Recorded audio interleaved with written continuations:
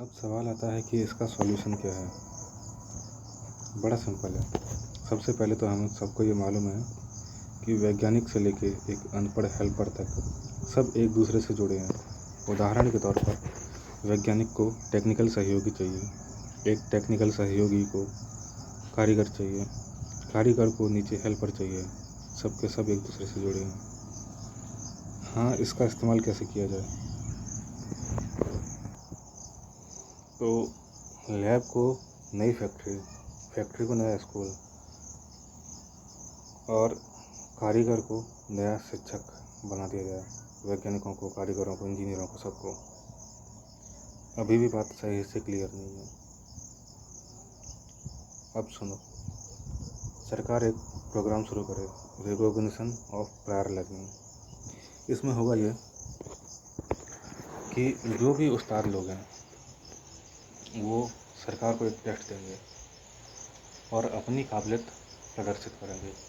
सरकार तुरंत उनकी भर्ती करके एक फैक्ट्री में ले आएगी, सरकारी फैक्ट्री में, जहां उनको 7 घंटे काम किया जाएगा और 1 घंटे की पढ़ाई। इससे क्या, सरकार को जल्दी से जल्दी ज़्यादा से ज़्यादा फैक्ट्रियाँ खोलने में मदद मिलेगी और टैलेंट ढूंढने में चूक नहीं होगी। अब इसके बाद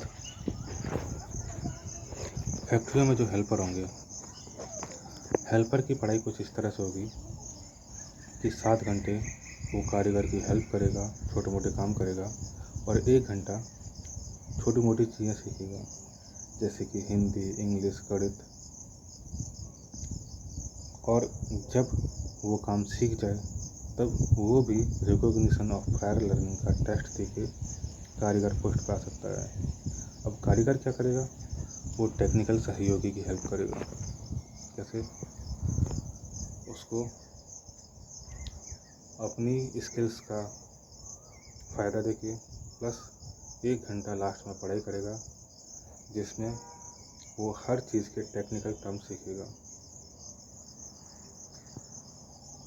जब वो टेक्निकल चीज़ें सीख चुका होगा, टेक्निकल सहयोगी के लेवल पर पहुंच चुका होगा, तब फिर से वो रिकॉग्निशन ऑफ प्रायर लर्निंग 2 देकर टेक्निकल सहयोगी की पोस्ट पर जाएगा और फिर वही काम।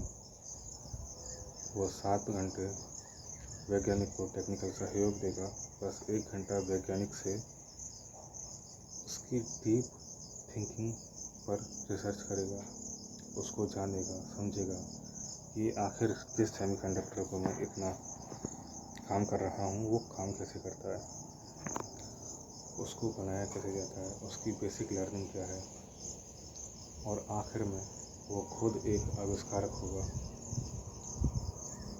साथ ही प्रोफेसर भी। इस तरह से हम सबको जोड़ते हुए सरकारी स्तर पर सबको रोज़गार दे सकते हैं।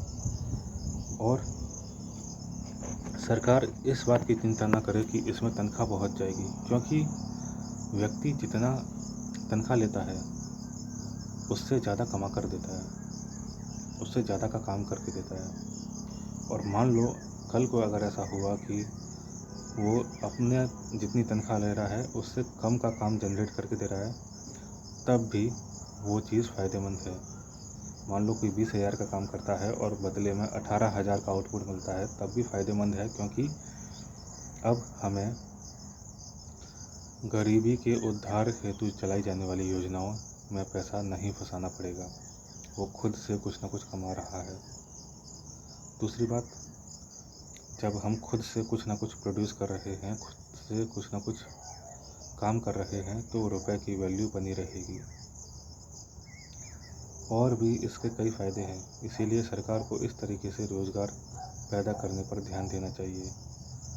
और सबसे आखिरी में मैं ये कहना चाहूँगा कि हर इंसान के पास एक दिमाग, 2